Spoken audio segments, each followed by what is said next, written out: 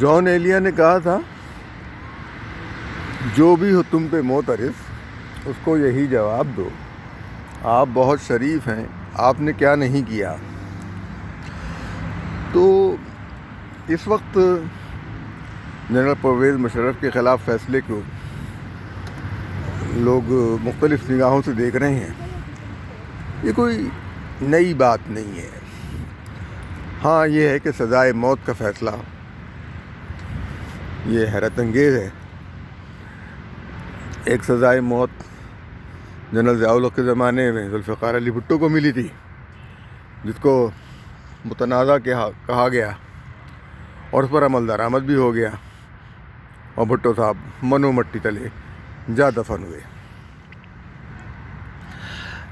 لیکن احکامات نہ ماننے کی ریت جنرل گریسی سے شروع ہوتی ہے، جس نے سری نگر پر پہنچنے کے باوجود پاکستان کی فوج کو واپس بلا لیا، لیکن اس کے خلاف کوئی کارروائی نہیں ہوئی۔ پھر اسکندر مرزا از خود جنرل بن بیٹھا، اس کے خلاف کوئی کارروائی نہیں ہوئی۔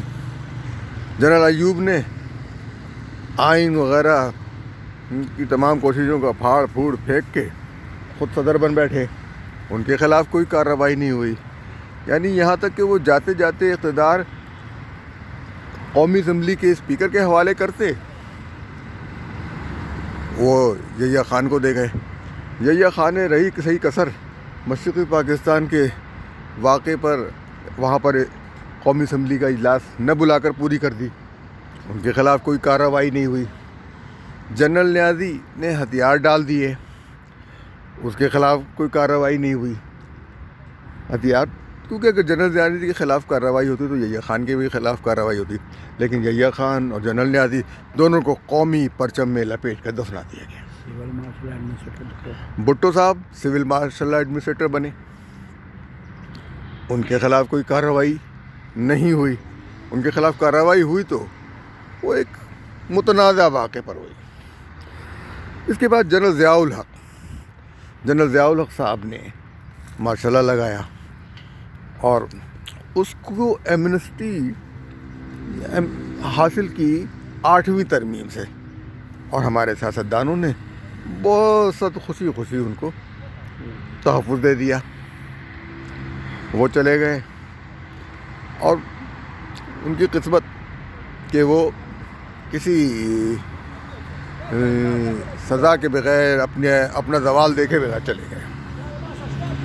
اس کے بعد جناب جنرل پرویز مشرف نے وزیر اعظم کے حکم ماننے سے انکار کر دیا کہ وزیر اعظم نے کسی کو آرمی چیف مقرر کیا تھا، وہ ان کی جگہ آرمی چیف بن گئے، خود بن گئے۔ اغوا کا کیس چلایا، سب کچھ ہوا، وزیر اعظم صاحب جو ہے وہ روتے پیٹتے سعودی عرب جا پہنچے۔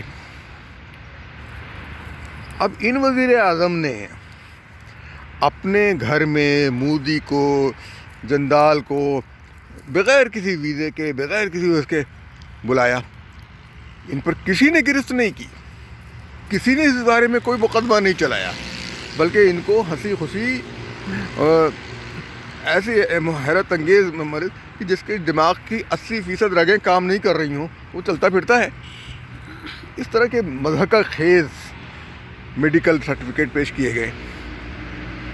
ایسی دنیا میں ایسی کوئی مثال نہیں ملتی ہے۔ اب جنرل پرویز مشرف نے 9 دسمبر کی جو نومبر کی 7 نومبر کی 3 نومبر کی جو ایمرجنسی لگائی، اس کے لیے اس کو تحفظ نہیں حاصل کیا، قانونی تحفظ نہیں حاصل کیا۔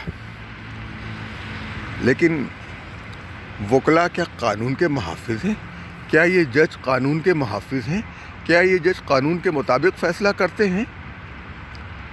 کیا جنرل باجوہ کی ایکسٹینشن کے بارے میں چیف جسٹس کو فیصلہ کرنے کا اختیار حاصل تھا؟ کیا وہ پابند نہیں تھے آئین کے؟